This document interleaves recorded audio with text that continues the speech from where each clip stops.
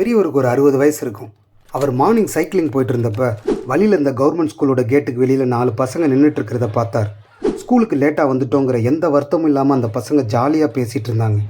பசங்களும் தன்னை பார்க்குறாங்க தெரிஞ்சோடனே அங்கேருந்து கிளம்புனார் பெரியவர்.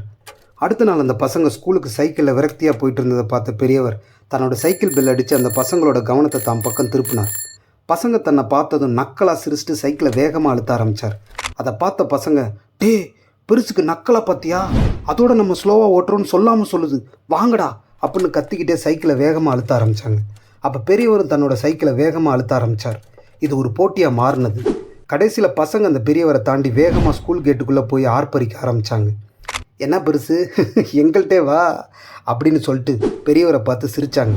அப்போ பசங்களை ஒருத்தன், டே ப்ரேயருக்கு முன்னாடியே வந்துட்டோண்டா அப்படின்னு சொல்ல ஒருத்தருக்கு ஒருத்தர் ஜாலியாக ஹைஃபை அடிச்சுக்கிட்டாங்க.